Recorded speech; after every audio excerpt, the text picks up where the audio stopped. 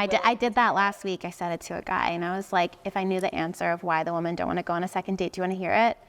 He was like, yeah. And I was like, because you're a stick in the mud. He was. But he received it. He was like, you're probably right. Welcome to the In Your Home podcast. I'm your host, Brett Rosenthal. This podcast is about real people and real homes in Philadelphia and other cities near you. As a realtor in Philadelphia, I get to see all types of homes and meet all kinds of people, and I want to share these experiences with everybody. Tons of unique homes and some amazing people is what you will hear and see. If you like what you hear, follow us on your favorite streaming platform. Hi everyone, how are you? My name is Brett Rosenthal. Welcome to another episode of the In Your Home podcast. Today we have a special guest with us. This is Michal. Hi. And thanks for coming on the show. Thanks for having me in your home. Thank you.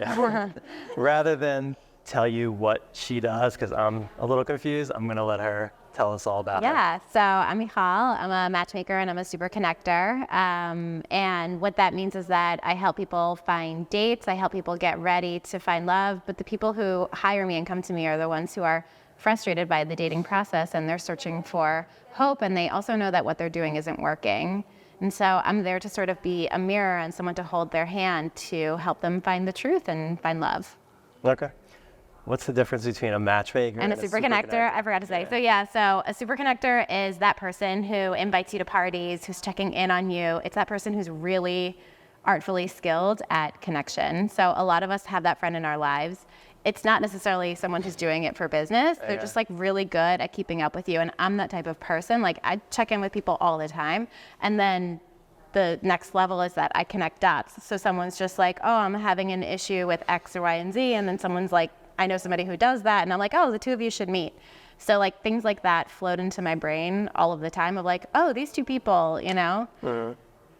So do they hire you to be a super connector, or is that just like an extra thing? So being hired to be a lot of things I do out of the goodness of my own heart. I don't know, like the other day I was just thinking, oh my God, you two have children who are very similar. I feel like your two kids need to meet, you know? Yeah. So there isn't like a business transaction.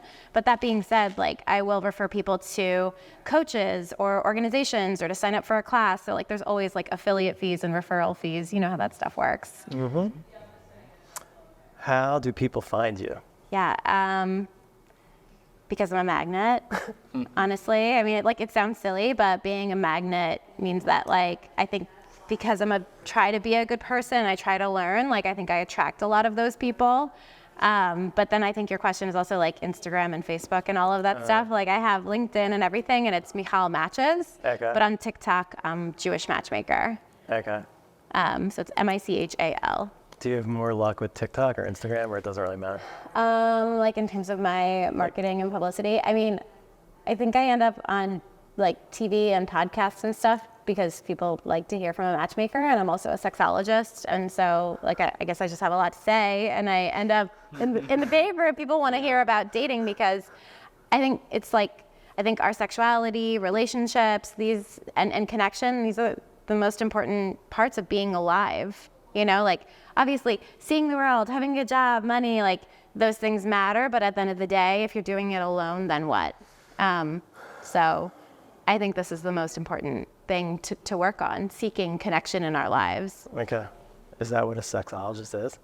So a sexologist, it can mean a lot of things, but it's somebody who puts on a scientific lens to understand who we are as sexual beings.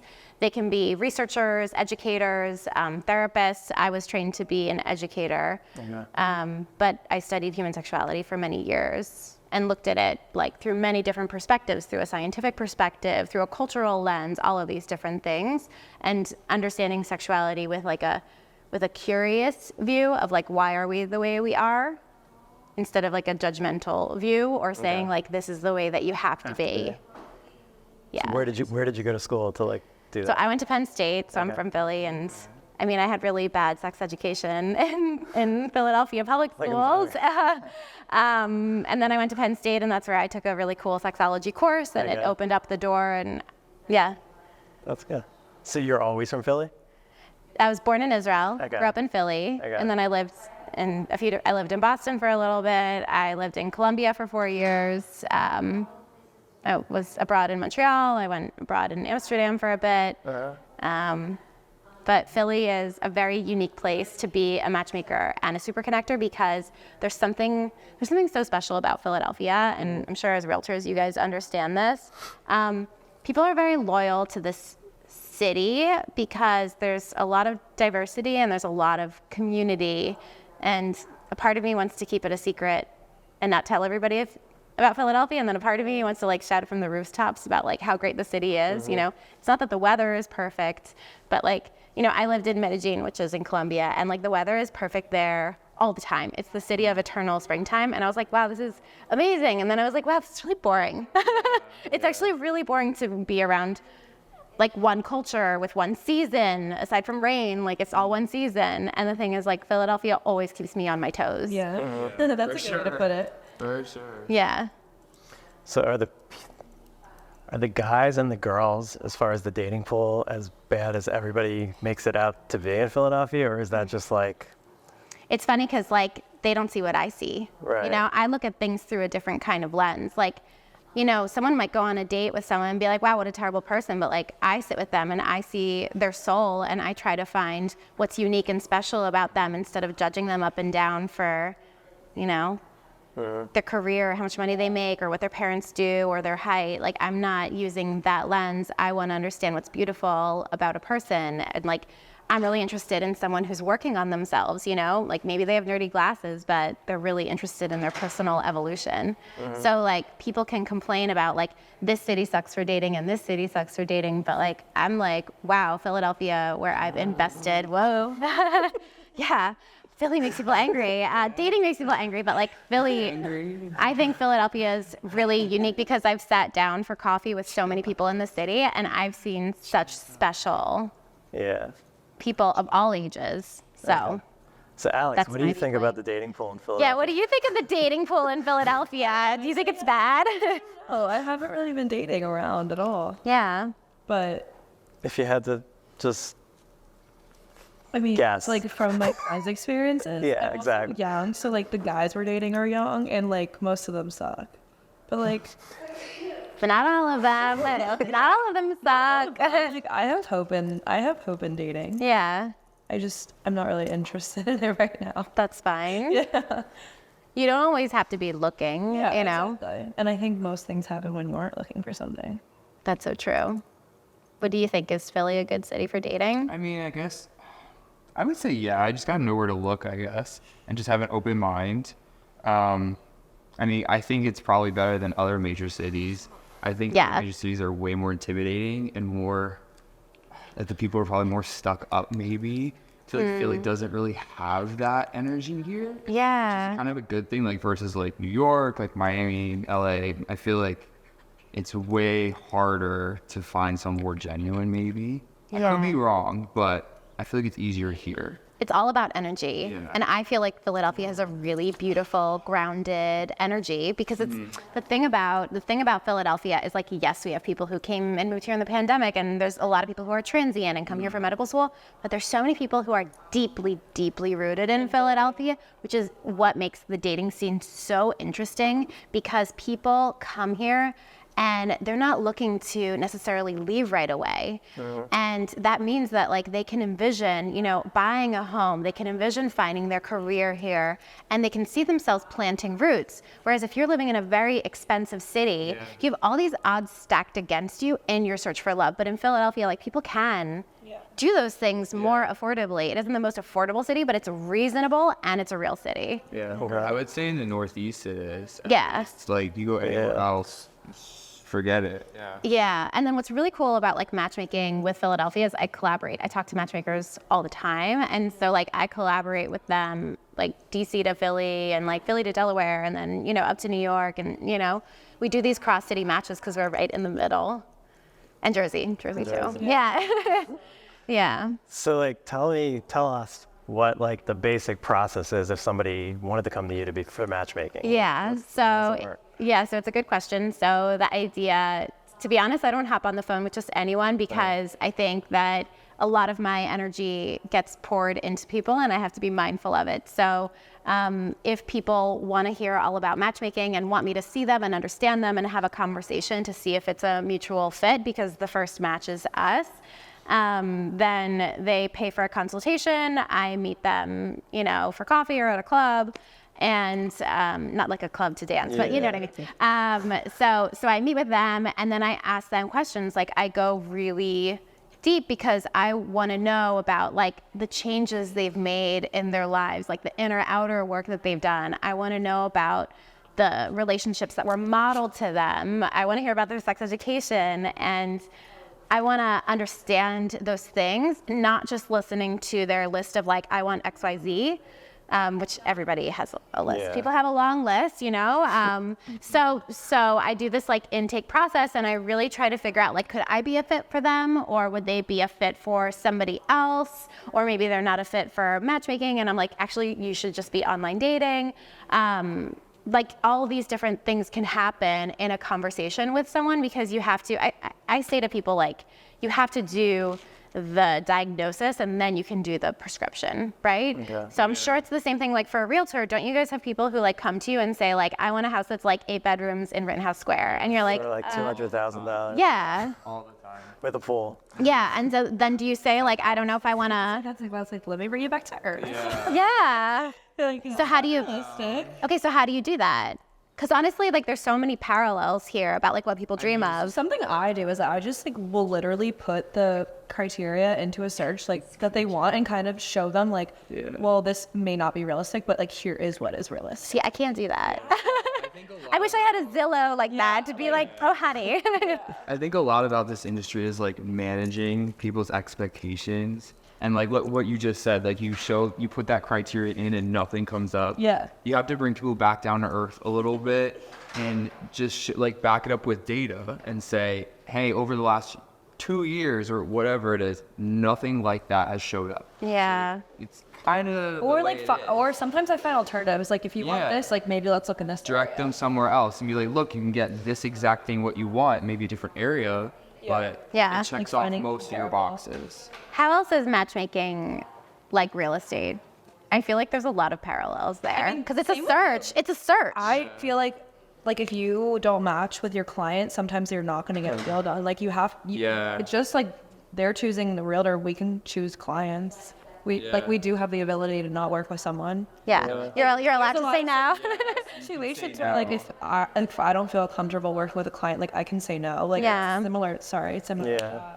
Yeah, because it's an intimate relationship. It's their home. You're stepping into their home, and like also especially I don't know if you guys think about it. I think about this. I'm showing homes with someone. I'm in a house with a stranger by myself. So I think about that in a safety. Like I don't have to show every home to every person. Yeah. If you don't feel comfortable, don't do it. I think a lot of this is about safety too, because like with me, I really use like my heart and my energy and my soul in my work, and so I want to feel like safe to like move forward and be careful, because like I like to sleep at night. Other matchmakers also like to sleep at night, and so like that's fair. And everybody's a special snowflake, but like I want someone who's gonna like work with me, like let's work together. And you can't work with everybody. Like I didn't work with everybody when I was in like 6th grade on a science project. You found who you're good at working with, Exactly. Yeah. I think having that client like agent relationship is super important. Like, I mean, I guess it's probably the same thing in your industry too. It's like if there's no connection, it doesn't really work that way, right? Yeah. Yeah, you want to have a connection. Yeah, a lot of people like come to me and like tell me all of them about themselves, and like they don't show like even a little bit of like curiosity about me being a human being. Yeah. And like, and I'm not saying you have to like compliment me or just like whatever and like interview me, but it's just so interesting when they don't even. They think you're like a robot. Yeah, they just like think I'm a robot. And I'm like, actually, like I'm a magician. I'm a vehicle for like love. I help people like find their husbands and wives. So you know what I mean? And they're just like, they don't even care who I am. So what would happen? Okay, this is just a hypothetical. I came to you. You decided I was normal enough to take me on as a client. Yeah. And what do you do to find someone? Yeah. So if if we were to see that it's a mutual match, I have everybody who works through this like program with me that I outline where I give you connections that aren't dates, and I start there. So the connections are people who help you do work on yourself. That includes photography and styling. So like it's all about branding, right? That's the outer work. And then there's also inner work. So I have flirtation coaching. I have it depends on what people need, right? I have people who do like normal date coaching. I have people who do like helping, someone find like soul grounding practices. And so all of these are so that you can like really look at yourself and understand who you are before you even approach the dating process. And like, honestly, I can't matchmake anybody when they don't have good photos, Yeah. So yeah, just all of these things. And I want them to have an understanding of who they are and how they make other people feel and who might be a good fit for their energy. Okay. When you give those recommendations to people, do people like push back at all ever? Yes. Really? Of course. Like, do they like get, like, what's their response? I mean, I do things like I make them journal and they're like, ugh, like journaling, but like, people are very resistant to having their photos taken. Really? Yeah. And because it's hard, or they feel like, I have to wait until I lose some weight. I think when you're an entrepreneur, maybe you're like, I get it. I need photos. Like realtors probably get that more. We do it all the time. Yeah, take a picture. I need this. We did picture. Yeah, but for people with dating, it's really hard for them to look at themselves because they're exposing themselves to a lot of judgment. And they're putting themselves like in a vulnerable position. It's very vulnerable, like what pictures you choose, and I feel like people really hide. The filters and stuff? Or just the pictures that they choose. They just like they like hide what their body looks like or what they really look like, or they just like hide using like group photos, They just they don't see themselves, or they don't highlight beautiful, interesting skills that I'm like, why I said to this guy recently, like, why is every single picture of you and your dog, one would be fine, but like he also can cook really well. I was like, why isn't there a picture of you cooking? Women would drop their pants, like honestly, And he was like, really? And I'm like, yeah, like we get it. You have a dog and you hike in the mountains, but like show us that you're versatile. Show us that you're like not a man child, that you can like do things. Like, come on. And I don't know. So I took a picture of him cooking actually. But yeah, it just feels like a no-brainer. Do you get a lot of guys that have like the fish pictures? Oh my God. In Philly, not as much, right? As like in the South. The mouth? Like guys they hold up like. Oh, so they're more. Tons. I know what you mean. Yeah. They like by the top. At least like want to show like, oh, they went. I guarantee if I went to during now, I would find yeah. some fish picture. Yeah. I definitely help people look, like in my consultation, I'll look at their photos, and I'm like, you don't see what I see, Like, why don't we show everybody like beautiful sides of you? And they're just like, really? Like I just do like a little bit of tweaks and I'm just one person, but like you could sit with your friend or I don't know, an uncle, whoever, and be like, can you help me choose my photos? But people won't necessarily invite someone into their process. Yeah. It's scary to do. Like, would you show someone like your Tinder or your Hinge profile? Like, it's like. Well, actually, I would show my friends. Yeah. So something my friends and I have done in the past couple months is we'll go on FaceTime and like screen share and go through our Hinges together. That's awesome. It's so This funny. is amazing. It's hilarious. Like, it's just so fun. Everybody take note. This is what you should be doing with your friends. It's so fun. Like, we'll stay up like for hours and it's just like so much fun going through it. Yeah, because your friends see the best version of you, right? And they want the best for you. It was funny. Most people don't do that. Really? Yeah.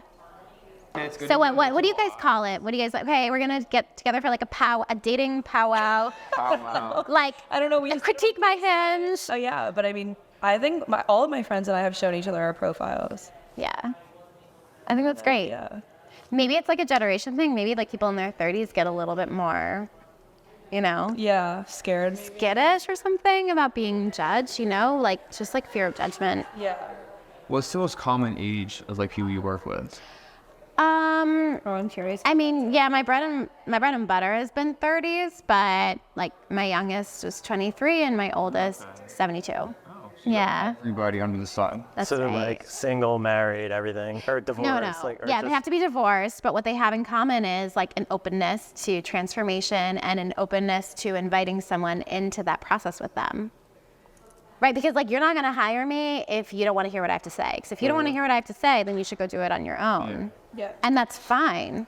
But like if you're interested in another perspective, then you say like, maybe she knows a lot. She's met with thousands of singles. Right. Maybe she knows something I don't know. And I'm like, yeah, I might know a lot that you don't know. So once you connect the two people, are you like done, or do you just go through the whole thing with Okay, like tomorrow I have a blind date that I set up. They both trust me. I don't always do blind dates, but like I thought this would be fun. And so I'm not setting up the reservation, but I told them like where and when to meet. And I send them like an email so that they can like fill it out about each other, and then I call to see what how it went. Like they email me, but like I also like make some phone calls. That is so fun. Yeah. Awesome. Wait, Yeah. so both people. Yeah. They're both working with you, and you match them. Is that right? They're all your clients? Well, I don't want to reveal the details about tomorrow, but No, not tomorrow. Just but like yeah, like sometimes it'll be two people who are working with me, but like that's very rare. It's usually one person is a client and one person. Yeah, exactly. Yeah. Yeah. So do you get paid if it works out more than if it doesn't work out, or has nothing to do with that? No, but I think I might have to put that into my contract, like a success fee. Like that's how like traditionally Jewish matchmaking has been, where you only get paid when a match is made. But that's because they know that's how realtors work, right? You only get paid when people buy the house. But the thing is, like the likelihood of people getting married because of you, like I would never make enough money if that was like the stipulation. So it's different from your business. So what happens? Okay, say you set me up or Alex up with someone. And What about Josh? Josh too, and then I don't know if Josh. Yeah. Well, Is Josh not worthy? he might already have some. I don't know what's going on, but so this is just hypothetical. And like we went out with the person 2 dates, it was great, and then like the third date happened, and like you find out they're like a criminal. Do we go back to you, or is that the end? Like no. This is like the a criminal really good was question. extreme. Like No, just I know, but, something like, doesn't go right. It's like the question is like why? Not No, me. it's not. It's not because like people have records. Typical of me, but that's not. Just another day. It's like a really good question. I think that like I'm not there to assume full responsibility. Like I don't do full background checks and stuff like that. Like I really just like try to read people and do my best and Google searches. But and if it stuff doesn't like that. work, do they like come back to you and you do it again? Like it's an ongoing thing. Yeah, and like also not everybody though. Anyways, but like I think like if I was just like to sit and like research the crap out of everybody and do criminal background checks, then I would never make a match because I'd be too scared. Right. Like, oh my God, they're gonna find out that she's a vegan, or they're gonna find whatever. Like this, like. It shows up on a background. I mean, but anything can make people judge each other. Anything can make people judge each other. You know, I don't ask people about their health background. Like, I'm not allowed to do that. You know, that's out of my job. Framework. Like, so say out of every 10 people that come to see you, like how many do you not accept? Or do you accept everybody? I mean, I do these like first consultations, but like there needs to be some like real chemistry for me to take someone on. So I'll take on like one client a month, Okay. 1 to 2, you know. What are some like red flags for you to like not take on a client? Yeah, you guys are asking me really good questions.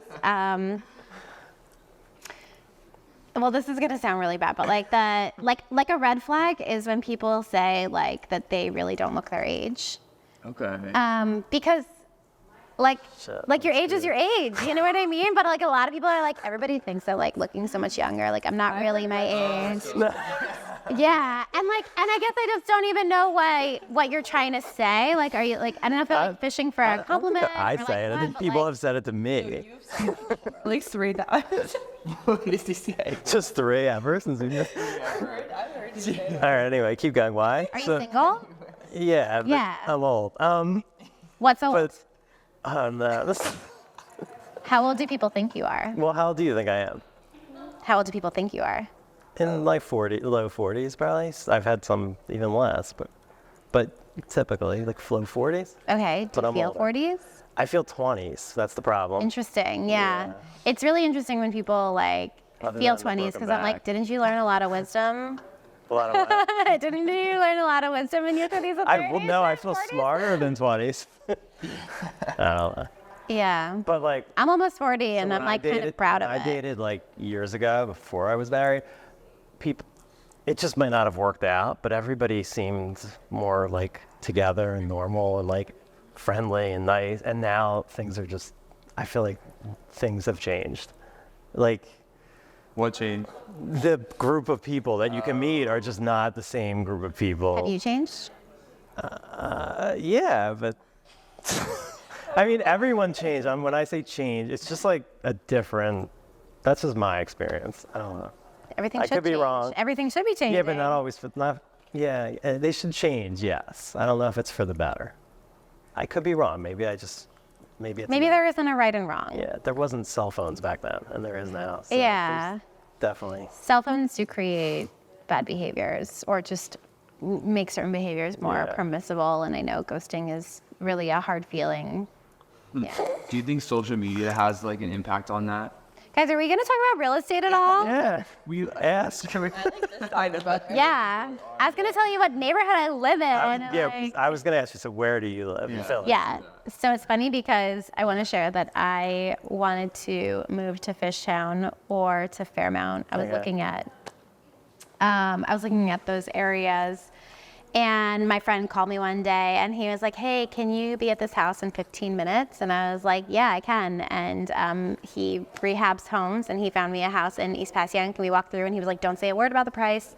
And he found me this house, and he helped me like buy it off market and all this stuff and like fully rehab it. And I'm so lucky because I wasn't supposed to be my eyes weren't on East Passyunk at all. Okay. And I had toured those other neighborhoods a lot trying to find, being.